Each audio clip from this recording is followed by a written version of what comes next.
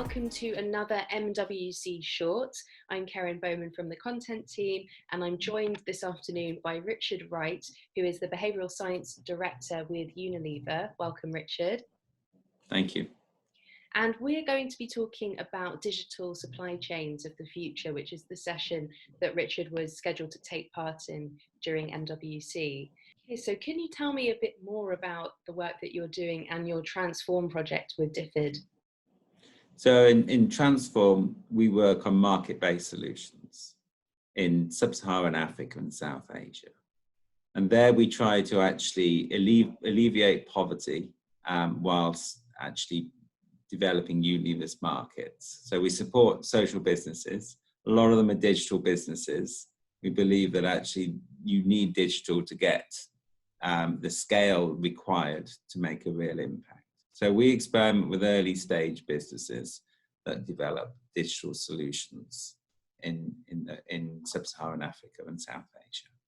Excellent, thank you. And can you tell me a bit more in particular around why Unilever are interested in digitisation and supply chain? So the big challenge we have in getting our products to market are in developing and emerging economies. Reaching the last mile, working through the informal sectors, make it much more difficult to get the products to market. So what we need to be able to do is digitize that supply chain. We need to be better at actually communicating with the vendors. We need better at tracking products, and we need a way that actually we can raise the capability of the vendors to do good business. And if we can grow their business and through digitization, we can also grow our own business. Excellent. And you mentioned the fact that you're working, of course, across sub-Saharan Africa, and I expect that has its own set of unique challenges. Can you talk a bit more about those challenges? Yeah, so if you're trying to get to the final mile in these countries, the problems is threefold, I think. There's a lack of skills, there is a lack of access, and also there is a big price of innovation. So let me take those in order. If you imagine working with a Western retailer, there's a high level of digitization, there's a very high level of skills. There will be an ability to actually co-create with the organizations. If you work in an informal sector, so what they call mom and pop shops, small shops, they are usually lower educated, they have low digital skills and are unable to use the sorts of high quality kind of digitized communications that we are. So first you need to actually be able to give them the skills to use digital solutions. And also another issue they have is just basic business skills. So there's a poor stock control, there's poor things around cash flow. So we need to try and build both of those things. We need to get them to be able to use digital solutions and then provide the digital solutions that really solve their problems, become better business people. There is also a problem, even if you can build skills, is a lack of access. So I think the challenge we sometimes have when we import solutions into Africa is that we think that actually we'll give somebody a smartphone and they will be able to use it to access the internet. Well, actually, there's not a lot of content often for people in Africa. There's a high cost. Sometimes there's poor connectivity. So there are many difficulties around the access of the right mobile phones or the right digital solutions. And then even when you have that, they don't be able to access the kind of high-speed internet. There also, if you're one of the big enablers of, if you can digitize them and you can get them to start trading using a phone, is they get digital histories. So if they have an order history with you, and they can do that digitally, then you can start to actually de-risk, use that as proxy for things like credit. And actually they lack access to things like working capital. So there is a real ability to actually digitize the kind of the distribution chain and to kind of provide enhanced services. So so putting those two together, it is a challenge to do innovation. There is a cost to innovation. The people who you're innovating with is a challenge. They don't necessarily adopt new behaviors very easily, and there's often a suspicion of lack of education.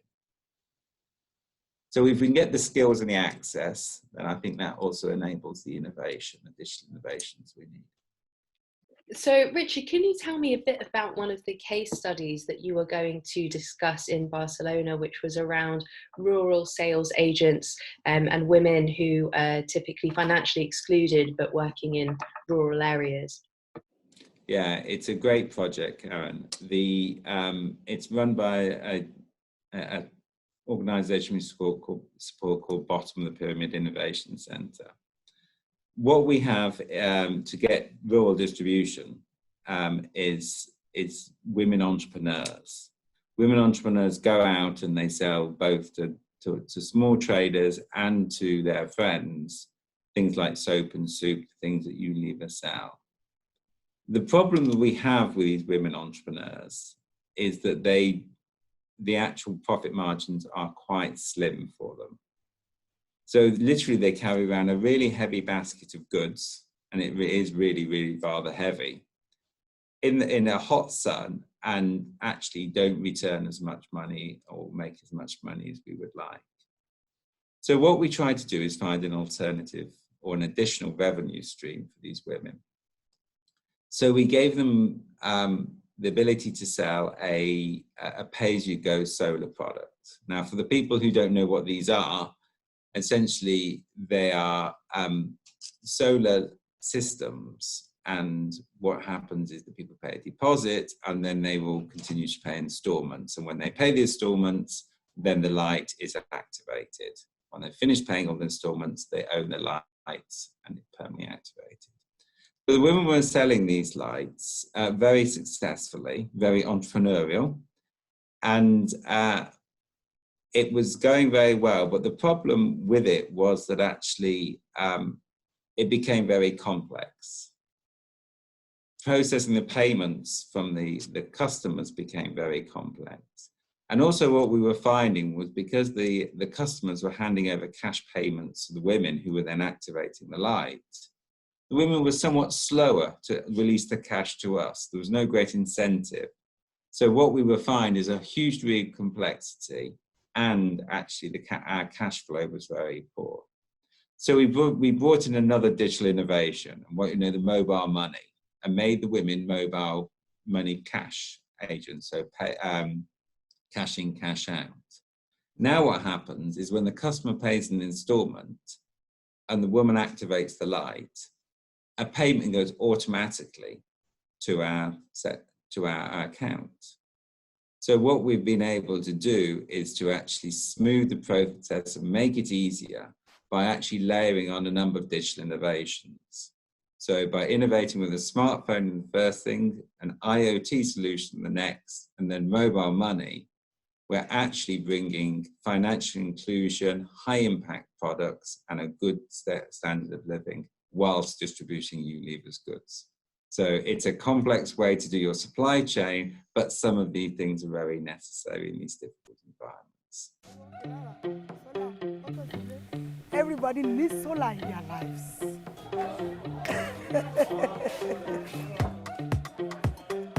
Even you, yes, you think you have good lights now? You see nothing, my friend.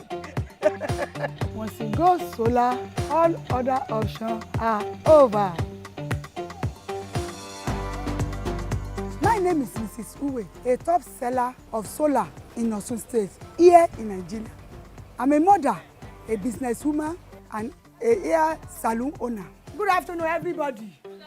Uwe is one of 30 female door-to-door, D2D, who has been selected as a top FMCG sales agent to be trained and supported to sell high-impact products in addition to her portfolio using pay-as-you-go technology.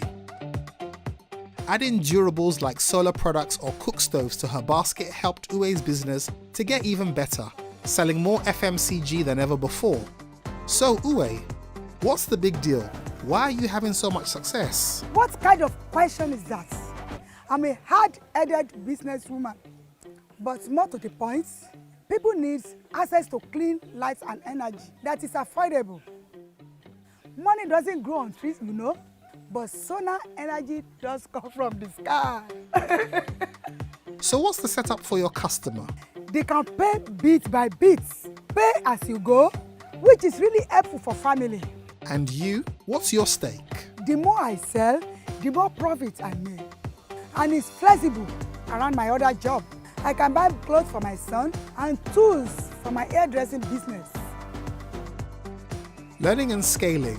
Over the next 5 years, D2D is set to reach 10,000 sales agents and 1 million households. Any tips, Uwe? Let there be lights, and you better make sure it's solar. The D2D project has taken place with the support of Transform, a unique innovation fund, flexible so the project can be adapted as things come to light. You should not let the water touch it. The water should not touch it. Excellent. Thank you so much for explaining that case study. I think that helps to bring to life some of the situations that you're dealing with. Could you give us, just to finish, Richard, one final takeaway from your work with the Transform project? So my I'll give you this is an example. I was in rural Zambia, and I walked into a headmaster's study. It was like any other headmaster's study, and there were boxes and boxes in there. And I said, well, what's in the boxes? And he goes, oh, the computers. And I said, okay, so have they just arrived? And he said, no, they've been here for 2 years. And that was quite shocking in deepest rural Zambia. And what I think I really learned through Transform is it's not just enough to provide the technology. You have to bring in the skills and the reason to actually use these things. You have to create the kind of, demonstrate that there's the kind of the social and economic benefits from the products, and you need to help people adopt these products. So innovation, I think, in Africa is about not just digitization, but how you create the supporting infrastructure around digitization. And we've seen this again and again. Excellent. Richard, thank you so much for joining us and for taking part in this NWC Short. Thank you very much, Karen. It's been a pleasure.